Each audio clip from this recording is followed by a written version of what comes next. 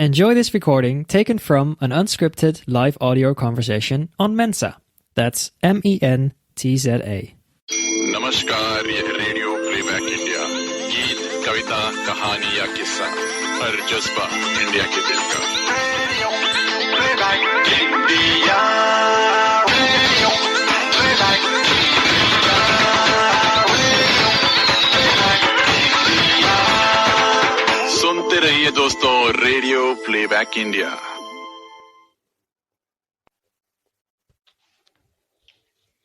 नमस्ते सभी दोस्तों को।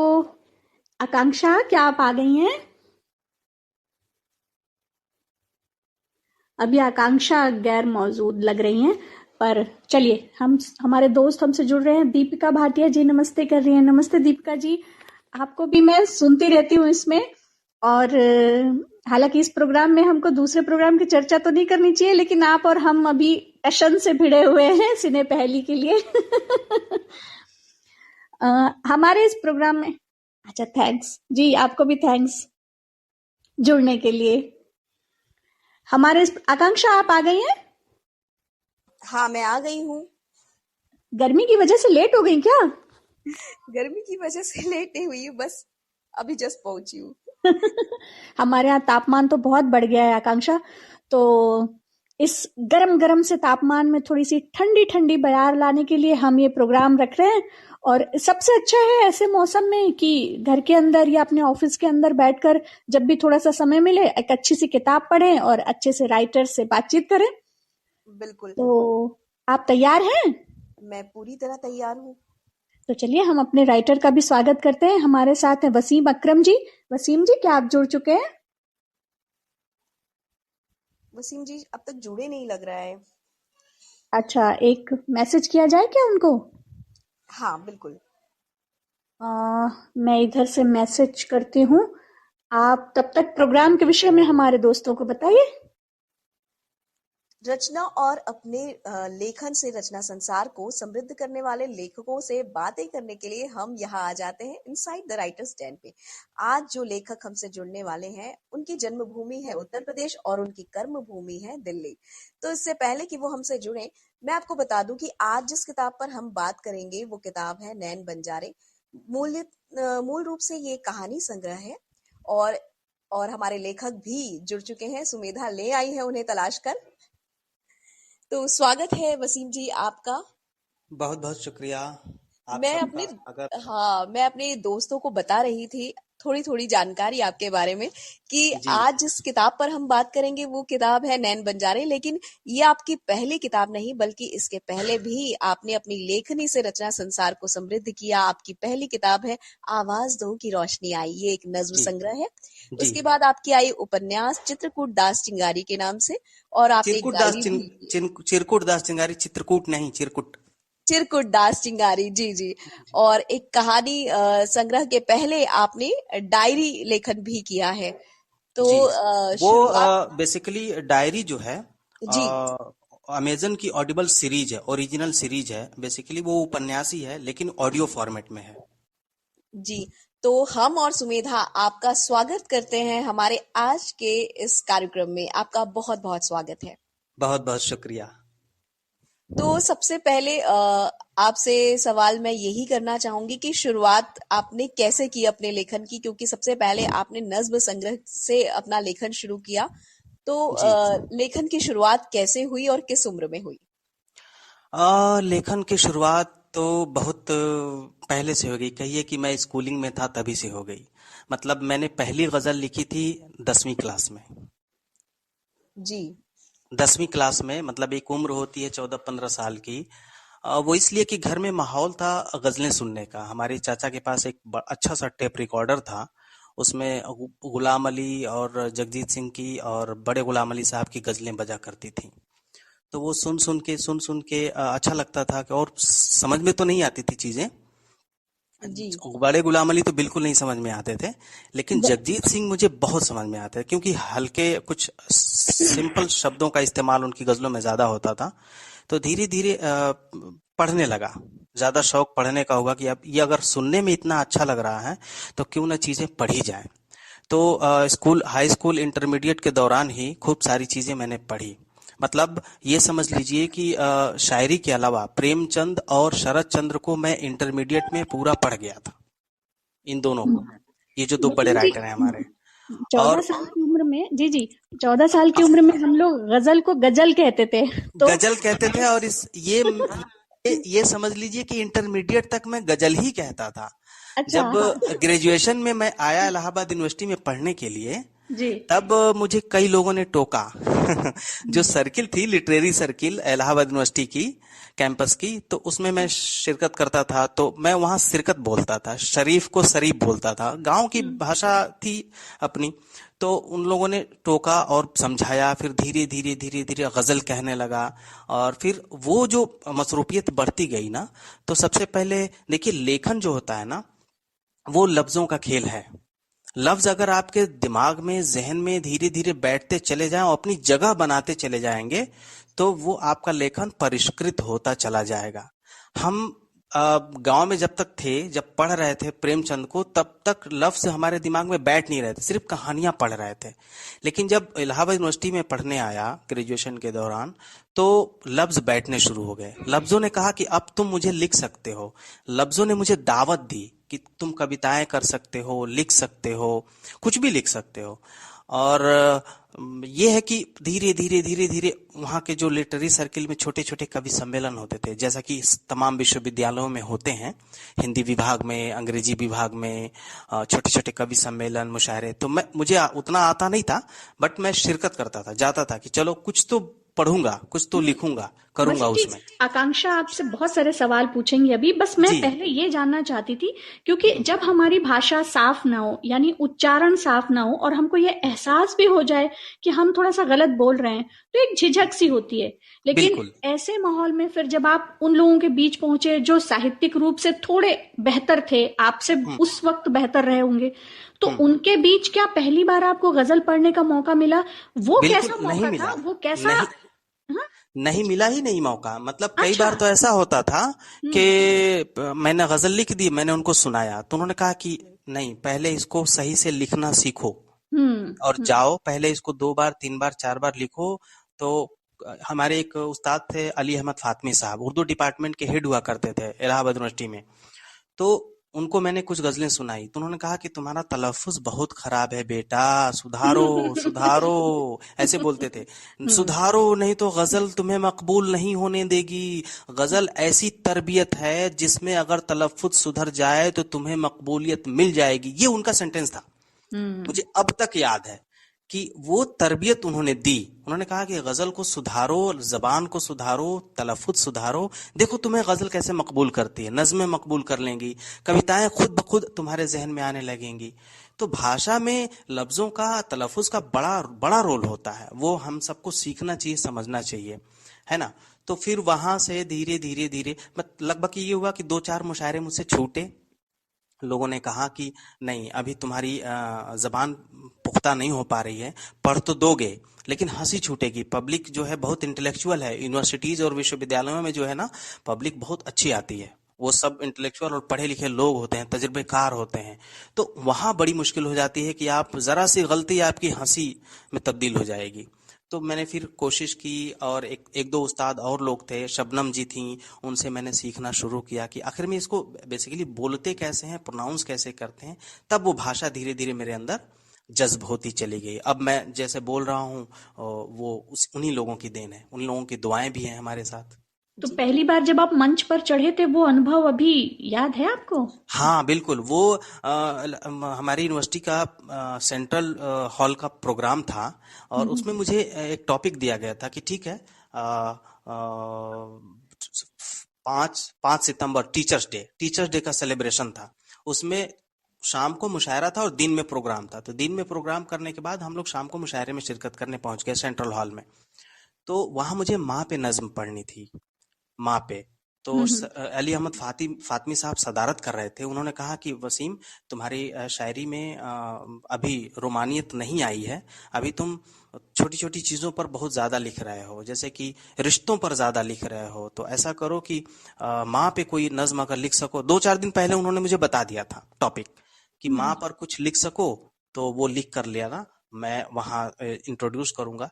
और वो मुशायरा इतना जबरदस्त हुआ, इतना अच्छा हुआ कि जो यूनिवर्सिटी के वाइस चांसलर थे उन्होंने कहा कि इस उम्र में जब रोमानियत की बात होनी चाहिए, इस उम्र में जब प्रेम मोहब्बत की शायरी होनी चाहिए जिस लड़के के अंदर, वो माँ पर इतनी खूबसूरत नज्म पढ़ गया। और वो नज्म थी, मेरी दुनिया मेरी तकदीर मेरी दौलत है, मेरे मौला मेरी माँ ही मेरी ताकत है। ये वो नज्म थी अरे कि वाह। मेरी, और उसको मैंने तरन्नुम में पढ़ा था कि मेरी दुनिया मेरी तकदीर मेरी दौलत है, मेरे मौला मेरी ये माँ ही मेरी ताकत है। ऐसे में पढ़ गया। वो मुशायरा बहुत मकबूल हुआ। उसका वीडियो भी बना था, वो अभी मेरे पास है नहीं, यूनिवर्सिटी के कुछ लोगों के पास है। तो वहां से मेरी जर्नी शुरू हुई। तब मुझे लगा कि हाँ, अब मैं पढ़ सकता हूँ, अब मैं कुछ अच्छा लिख सकता हूँ। जी जी। वसीम जी, नज्म जी। से कहानी की ओर आपका रुख कैसे हुआ? और नज्म में आप बातों को संक्षिप्त कर जाते हैं, लेकिन जब कहानी लिखना होता है तो पात्र बुनने होते हैं, संवाद लिखना होता है, एक बड़ा लेखन होता है। तो हम्म। किस तरह से ख्याल आया कि अब आपको कहानी लिखनी चाहिए? जी, देखिए, जब हम अदब की शुरुआत करते हैं ना, तो अदब में जो सेगमेंट है नज़्मों का, गज़लों का, या फिर उसके बाद कहानियों का, अफसानों का, तो जब हम लिखना शुरू करते हैं तो हम तुरंत नॉवेल नहीं लिख सकते, या तुरंत मतलब फौरन ही 2-4 पेज या 4 पेज, 20 पेज, 10 पेज की कहानी हम नहीं लिख सकते। हमारे अंदर एक ख्याल होगा जो धीरे धीरे धीरे धीरे पकेगा, पकते जाएगा, पकते जाएगा, पकते जाएगा। तो उसके लिए, पकने के लिए जरूरी है कि सबसे पहले हम छोटी छोटी चीजें लिखें। जैसे कि हमने 2 लाइन के शेर लिख दिए, ठीक है, 2 लाइन जी। में एक शेर लिख दिया, फिर 4-5 लाइन में कुछ कविताएं लिख दी। तो वो ख्याल धीरे धीरे पकता रहा, पकता रहा, पकता रहा। जब मैं इलाहाबाद यूनिवर्सिटी में पोस्ट ग्रेजुएशन किया, पोस्ट ग्रेजुएशन तक सिर्फ मैं शायरी करता रहा, कविताएं, नज़में, गजलें लिखता रहा। लेकिन उसके बाद दिल्ली आ गया। दिल्ली में मेरी पहली नौकरी लगी जर्नलिज्म में, मैं पत्रकार बन गया। तो जब पत्रकार बना तो उसके बाद फिर वो जो ख्याल थे कि मुझे कुछ कहना है, किस तरीके से कहना है कि लोगों की जिंदगी अब मैंने जो जी है, गांव में या शहर में, जो ड्रामेटिक चेंज हुआ, एक तो पहले गांव, दूसरा इलाहाबाद, और इलाहाबाद से सीधे दिल्ली। तो 3 फेज हैं लाइफ के, मेरे लाइफ के। ये 3 फेज में, तीनों में बहुत ज्यादा अंतर है, तीनों की जिंदगियां अलग हैं, तीनों की भाषाएं अलग हैं, तीनों के बोली भाषा, पहनावे, सब कुछ अलग है, रहन सहन सब कुछ अलग है। तो इन सब चीजों में जो फर्क दिखता है, इनसे कहानियां निकलती हैं कि हम वहां थे। जैसे अब आप कहानी संग्रह हमारी जो आई है अभी, नैन नैन बंजारे। बंजारे, तो नैन बंजारे टाइटिल, टाइटिल वो भी है, टाइटिल कहानी भी है। तो ये दिल्ली शहर की कहानी है, मेट्रो सिटी की कहानी है। लेकिन जब आप सलमान मिश्रा पढ़ेंगे, ये इलाहाबाद यूनिवर्सिटी की कहानी है, हॉस्टल की कहानी है, ठीक है। वहीं पर अरेंज लव मैरिज कहानी जब आप पढ़ेंगे तो वो गांव की कहानी है। गांव की ऐसी कहानी, अरेंज लव मैरिज आपको सुनने में अजीब लग रहा होगा कि एक तो अरेंज मैरिज होती है, एक लव मैरिज होती है। अब ये अरेंज लव मैरिज क्या है? तो यही कॉकटेल है, ये हमारे गांव, इलाहाबाद और फिर दिल्ली शहर के बीच का जो जिंदगी का एक सफरनामा जो गुजरा है, उसका ये कॉकटेल है। उनमें से ये कहानी निकली है कि एक जी। आदमी को ख्वाहिश है कि वो लव मैरिज करे, लेकिन हो नहीं रही है। अरेंज मैरिज के लिए प्रस्ताव आ गया है और फाइनली घर वालों ने अप्रूव कर दिया है। अब वो लड़का लड़की मिलते हैं, इत्तेफाक से कुछ ऐसा बनता है, चिट्ठी, उस जमाने में चिट्ठियों का दौर था, चिट्ठियां लिखते हैं एक दूसरे को, और फिर उन दोनों में प्रेम होता है। तो वो दोनों एक दूसरे को कहते हैं कि लव भी है, अरेंज भी है। तो इस तरीके से अरेंज लव मैरिज होती है। तो किरदार मेरे ऐसे ही मिलते हैं कि किरदार, जैसा आपने अभी पूछा कि किरदार कहाँ से गढ़ते हैं, मैं जी। स्टेशन पे जाता हूँ तो मुझे किरदार दिखते हैं, मैं मेले में जाता हूँ तो मुझे किरदार दिखते हैं, मैं कहीं सड़क पे चल रहा होता हूँ, जैसे कोई अगर वो खा रहा है, गोलगप्पे खा रहा है, वो भी मेरे लिए एक किरदार है। तो किरदार मुझसे दूर नहीं है, वो मेरे आसपास के सिनेरियो में कहीं ना कहीं दिख जाते हैं वो किरदार। उन्हीं से मैंने कहानियां बुननी शुरू कर दी। और मुझे ये चीज अजीब लगता है, अच्छा भी लगता है और अजीब भी, कि मैं ऑब्जर्व करता हूं तो लोग मुझे देखते हैं कि आखिर में ये क्या देख रहा है, मेरी तरफ क्यों घूर रहा है। बट मैं ऑब्जर्व करता हूं और मुझे किरदार मिल जाते हैं, तो मुझे लगता है कि हाँ, इस पर कुछ कहानी बननी चाहिए। जैसे आप चिरकुट दास चिंगारी के जो किरदार हैं 3, वो किरदार है, किरदारों का भाव है। चिरकुट दास चिंगारी कोई नाम नहीं है, नाम नहीं है, चिरकुट, दास, चिंगारी, ये 3 किरदार हैं और तीनों का भाव है, यानी बिहेव है उनका। एक आदमी गुस्सा करता है, उसका नाम जो है उसके भाव में, उसके नाम के भाव में चिंगारी जुड़ गया। एक आदमी मतलब कि साधु प्रवृत्ति का है तो उसके नाम में दास जुड़ गया। एक आदमी कुछ भी बोल देता है किसी के सामने तो उसके नाम में, उसके बिहेव में चिरकुट जुड़ गया।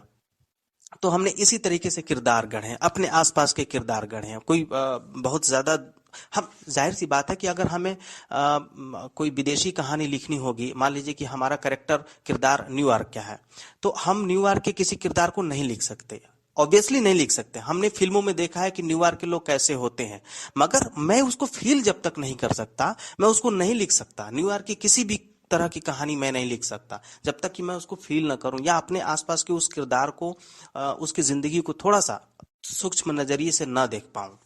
वसीम तो जी, आप ऑडियो से भी जुड़े हुए हैं और बहुत जी डीपली जुड़े हुए हैं, जी तो हमारे पास समय का भी बहुत टंटा रहता है एक्चुअली, तो आपको भी जानकारी है इस बात की, तो अपनी हम ऑडियो के दूसरा पार्ट भी कर लेंगे इंटरव्यू का। जी, अब अपने ऑडियो डायरी के विषय में कुछ बताइए कि ये हाँ, कैसे शुरू हुआ। ऑडियो और डायरी जी, लिखने की बड़ी दिलचस्प कहानी है। दिलचस्प कहानी ये है कि मुझे प्रस्ताव आया कि ऑडिबल के लिए लिखना है, और ऑडिबल के लिए कहानियां लिखना मेरे लिए एकदम नया एक्सपीरियंस की तरह था। ये था कि कैसे लिखूं मैं। तो मैंने कुछ लोगों से बात की और कुछ ऑडियो सुने, तो मुझे लगा कि ऑडियो में जो कहानी होती है, वो एक्सप्रेशन, जो भाषा होगी उसकी, वो ऐसी होगी कि जो कान में सुने, जो भी लिसनर्स हैं हमारा, जो सुने तो उसको तुरंत समझ में चीजें आती चली जाए। और कहानी और उसमें कहानी ऑडिबल में क्या होता है कि सेगमेंट बटे होते हैं, एपिसोड्स होते हैं। जैसे कि एक कहानी में 14, 15, 12, 16 एपिसोड हो सकते हैं। तो डायरी में 16 एपिसोड्स हैं, और एक एपिसोड जहां खत्म होता है वहां पे हमें ऐसा क्लू देना होता है कि लिसनर्स को बांधे रखे, लिसनर्स ये सोचने पर मजबूर हो जाए कि आखिर में कहानीकार ने कहानी यहां रोक दी है तो क्यों रोका है, कोई तो वजह होगी कि यहाँ पे कहानी रुक गई है। या दूसरा कुल ये हो सकता है कि कहानीकार ने आगे क्या लिखा होगा, ये सोचने के लिए, ये सुनने के लिए ऐसा कोई क्लू वहां पर छोड़ दिया जाए। तो ऑडियो लिखना थोड़ा सा टफ है। कहानी लिखना किताब के लिए या उपन्यास लिखना वो मेरे लिए थोड़ा सा इजी पड़ जाता है, लेकिन ऑडियो के लिए मुझे बहुत ज्यादा एक्सपीरियंस करना पड़ा, कई बार रीराइट करना पड़ा और चीजों से होकर गुजरना पड़ा कि हम किसी कैरेक्टर को कैसी जगह कहाँ रख। दूसरी चीज कि संवाद हम कुछ भी नहीं लिख सकते। ऑडिबल में संवाद बहुत नपे तुले, जैसे फिल्मों के संवाद होते हैं पहले भारत हमारे सिनेमा में, वैसे होते हैं। अब तो खैर गाली गलौज भी आने लगे हैं, ऑडिबल में भी गाली गलौज चीजें आने लगी हैं, लेकिन हम लोग अभी वैसा नहीं कर रहे हैं और वैसा करना भी नहीं चाहिए। ऑडिबल का माध्यम जो है बहुत अच्छे लोग सुनते हैं, है ना। तो जब मुझे ऑफर आया तो इसके लिए ढेर सारी सूचनाएं एकत्रित की, और ये कि कैसे इसको लिखा जाए। तो उसका प्लेटफॉर्म ऑडिबल के लिए मैंने एक स्टोरी भेजी 2-3 पेज में बमुश्किल। उसके बाद वो अप्रूव हुई। होने के बाद कहा गया कि मुझे इसके एपिसोड काटने हैं। तो काटते काटते, मतलब पहले मैंने 14 एपिसोड काटे थे, कहानी कम पड़ रही थी, फिर मैंने 16 एपिसोड करके उस कहानी को मुकम्मल करके भेजा। तो फिर 2 बार 3 बार रीराइट हुए, करेक्शंस हुए, बहुत सारी चीजें उसमें ये हुई कि ऑडिबल में ये चीज नहीं डालनी है, वो चीज नहीं डालनी है, आपको ये नहीं करना है, आपको वो नहीं करना है, आपके लिसनर्स भड़क जाएंगे या गुस्सा होंगे। तो रिस्ट्रिक्शंस बहुत ज्यादा होते हैं, मतलब फ्री होल्ड नहीं है ऑडिबल का काम, इसलिए उसमें बहुत मेहनत पड़ती है। जी वसीम जी, कभी कभी हम बंध जाते हैं, जैसे आपने कहा ख्याल बुनते बुनते कहानी बनती है, या फिर जब कभी हम कहीं पर लिख रहे होते हैं ऑडियो बुक के लिए, वहां पर ऐसा होता है कि जब हमने लिख तो लिया, प्रकाशन की यदि मैं बात करूं तो ऐसा होता है कि जिस वक्त वो प्रकाशन के समय गई, ऐसा तो नहीं हुआ आपके साथ कि वो प्रकाशन के समय से पीछे की कहानी हो। क्या ऐसी कोई दुविधा कभी आपके सामने आई, या प्रकाशन की कोई दुविधा आपने झेली? हाँ बिल्कुल। मैं अपने ही उपन्यास की बात करूं कि चिरकुट दास चिंगारी को मैंने 2016 में लिखा था, लेकिन वो उपन्यास छप के आया 2019 में। दुविधा ये भी थी कि इसको उपन्यास की कैटेगरी में रखा जाए या नहीं रखा जाए। क्यों? क्योंकि आज से तकरीबन 20 से 25 साल की तब की कहानी है जब मैं हाई स्कूल या 6वीं 7वीं 8वीं में पढ़ता रहा हूँगा, जब मेरे दादाजी मुझे कंधे पर बिठाकर नदी तालाब घुमाया करते थे, 4-5 साल की उम्र थी, उस समय के एक्सपीरियंसेज हैं।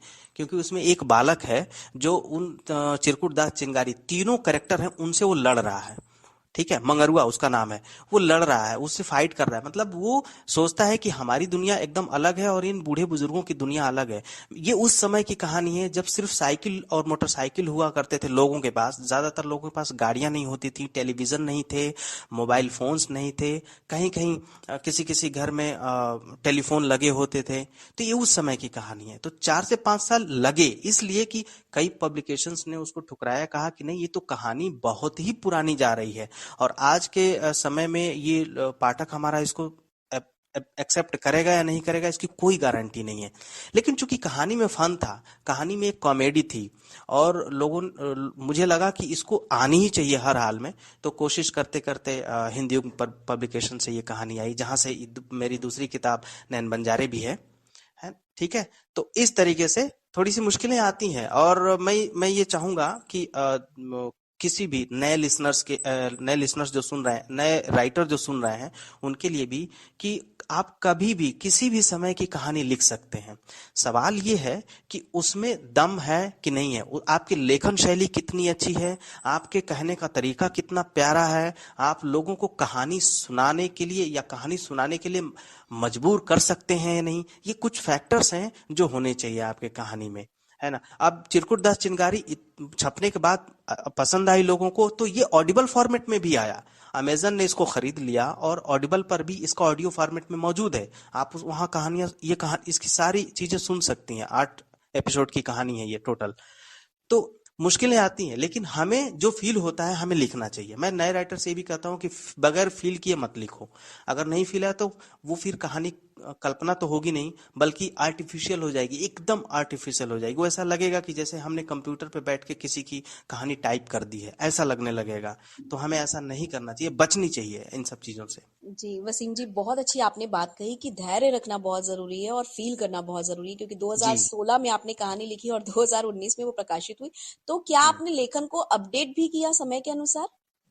नहीं, वो कहानी को अपडेट नहीं, बल्कि उसको कई ड्राफ्ट बनाने पड़े, क्योंकि कुछ चीजें ऐसी थीं जो हमारे टाइम फ्रेम में, आज के टाइम फ्रेम में अगर कोई पाठक उसको पढ़ेगा तो वो ये नहीं सोच पाएगा कि हम अगर आज से 10 साल 20 साल पुरानी दौर में हम जा रहे हैं तो हम कैसे जाएं। तो एक रास्ता बनाना पड़ता है। जैसे एक पुल होता है ना, कि नदी पर हमने पुल बना दिया तो इस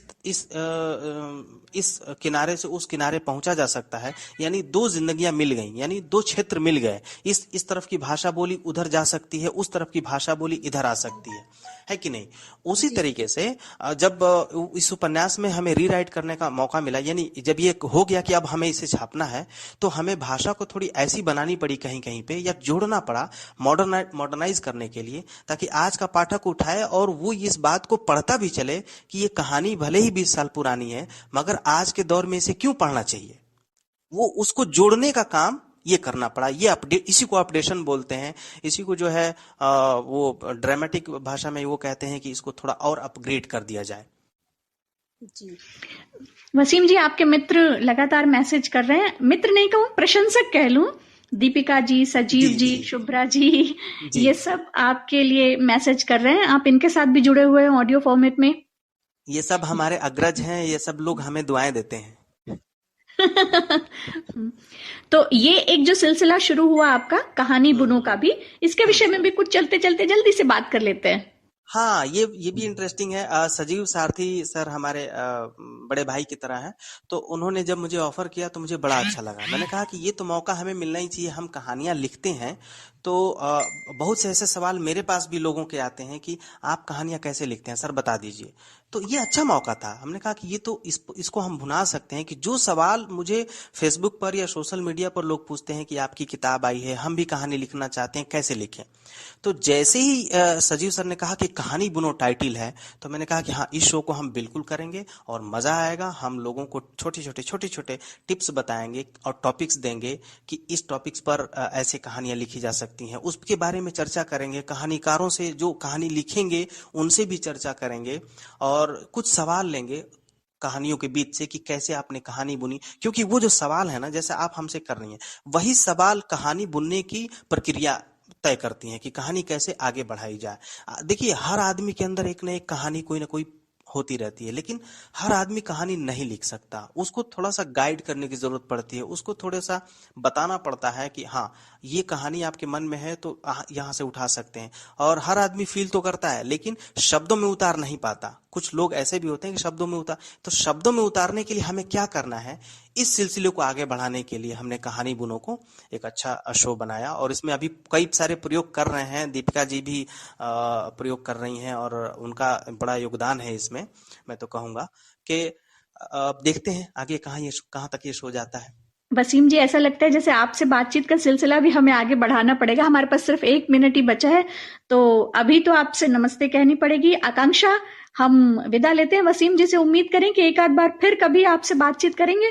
जी बहुत बिल्कुल। जल्दी। मैं चाहूंगा कि अभी कुछ चीजें और हैं जिसको मैं बता सकूं, तो वो अगले सेकंड पार्ट में हम लोग रख लेंगे, ठीक है। और जरूर आप आपसे सबका बात करने शुक्रिया, में आप लोगों ने मुझे इनवाइट किया, बहुत बहुत शुक्रिया। नमस्कार, यह रेडियो प्लेबैक इंडिया।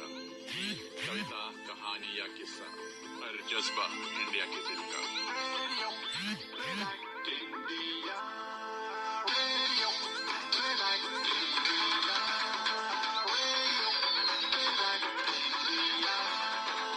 सुनते रहिए दोस्तों, रेडियो प्लेबैक इंडिया।